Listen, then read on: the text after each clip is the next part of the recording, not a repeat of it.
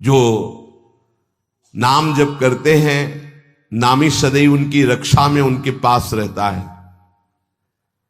इसलिए तुम अपनी धारणा बनाओ, दूसरों की बातें मत सुनो। तुम जैसी जैसी धारणा पुष्ट करते जाओगे वैसा तुम्हें अनुभव होता जाएगा। तो नाम जापक को क्या सावधानी रखनी चाहिए जिससे उसका नाम सिद्ध हो जाए? बड़ा सुंदर प्रश्न उत्तर प्रश्न करता पूज्य श्री स्वामी अखंडानंद सरस्वती जी महाराज, उत्तर देने वाले ब्रह्मबोध संपन्न पूज्य बाबा उड़िया बाबा जी महाराज। तो क्या सावधानी रखे, क्या त्याग रखे जिससे नाम जापक सिद्ध हो जाए? सिद्ध नाम जापक रोम रोम रग रग नामाकार वृत्ति।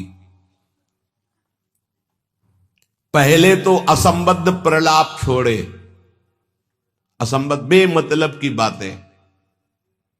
नाम जापक को पहले वाणी को संभालना, क्योंकि इसी से नाम जप होता है। बेमतलब की, ठीक बहुत गंभीर शत भरे मृदु भरे भगवत भाव भरे वचन बोलो, नहीं तो मौन रहो, नाम जप में लगो। असंबद्ध प्रलाप, व्यर्थ प्रलाप, दूसरों के चुगली निंदा की बातें ये जबान में होती रहेंगी तो नाम जप नहीं चलेगा। नाम जापक ध्यान दिए, नाम सिद्ध करना है अर्थात निरंतर चलाना है। असंबद्ध प्रलाप, व्यर्थ प्रलाप, दूसरों की चुगली निंदा, क्या अपने को लेना देना?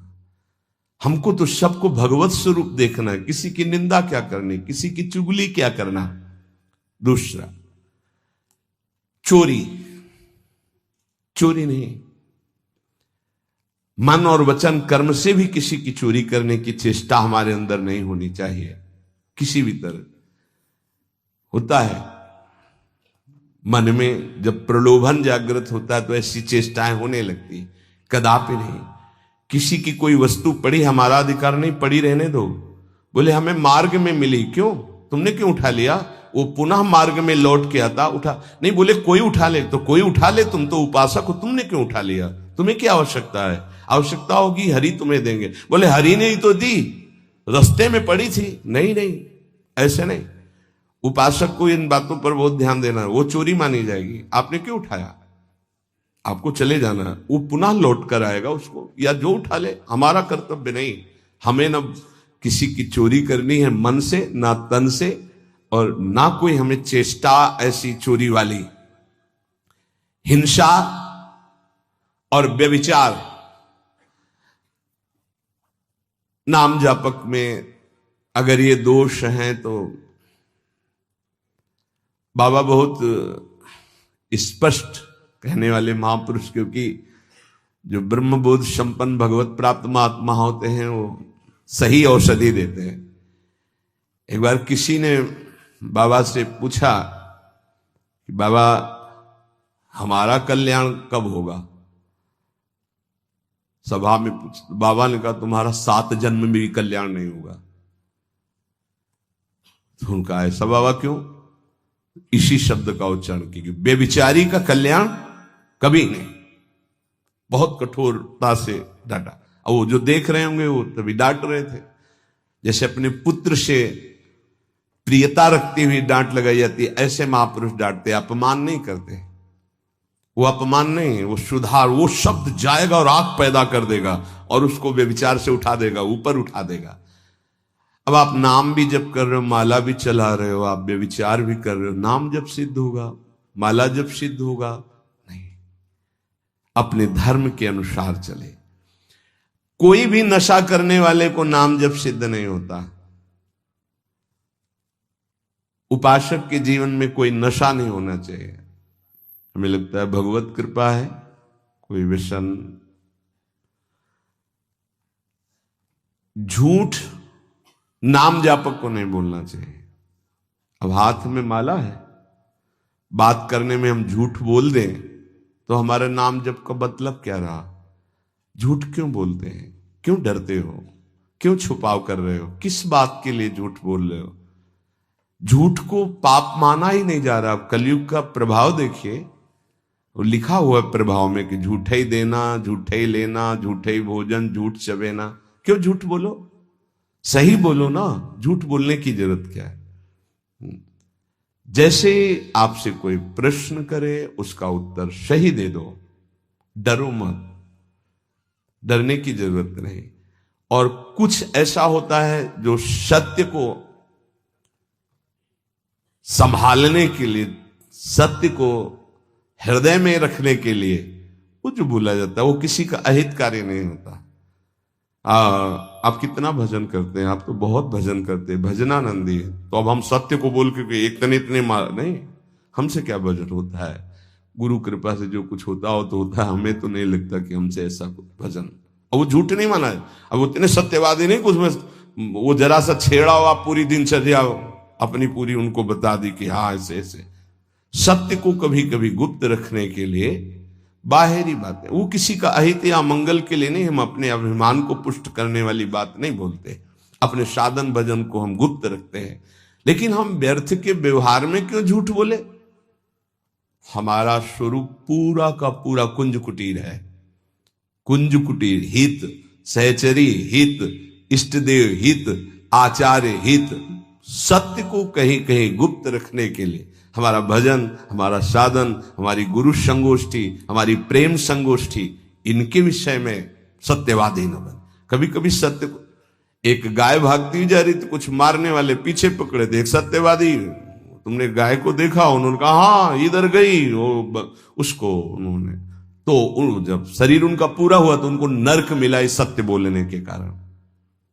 उस समय रक्षा है, साधन की रक्षा, धर्म की रक्षा, सत्य की रक्षा, प्राण की रक्षा किसी की, वो ऐसे सहज वर्ताव में झूठ, फिर नाम जप कैसे।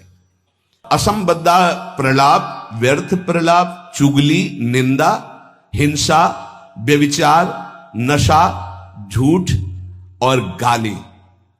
ये प्रार्थना है कि ब्रजवासियों की वाणी पे इस सूत्र को ना देखें, वो भगवत पार्षद है, यहां के पानी का प्रभाव है ऐसा, जैसी पियो पानी वैसे बने वाणी। तो इनका हृदय बड़ा कोमल है, जब तक ब्रजवासियों की टूक अंदर नहीं जाएंगे तो गौर श्याम जोड़ी नेत्रों में झलकेगी नहीं। इनका प्रभाव है, वैराग्य मार्ग के पथिक को इनके टुकड़ों की आशा रखनी चाहिए। इनके टुकड़ों में सामर्थ्य है श्यामल गौर जोरी को हृदय में प्रकाशित करने की। तो इनकी वाणियों में न देखे, क्योंकि हम ब्रजवासी हैं, ब्रज में वास कर रहे हैं सब। तो यहां अगर ये कि सत्संग में सुना था कि ब्रजवासी, तो उनके प्रति दोष दृष्टि बन जाएगी। ब्रजवासियों की वाणी में थोड़ी कठोरता हो, हृदय एकदम मक्खन से भी ज्यादा कोमल निर्मल होता है। ये भगवत पार्षद है, ये ठाकुर जी को भी कुछ नहीं समझते। जब अपने स्वरूप में आते हैं तो कहते तुम्हारे 2-4 लाख गौवें ज्यादा होंगी, अगर हमें दांव ना दिया, पीठ में न बैठाला, तो कल से खेल में नहीं आने देंगे।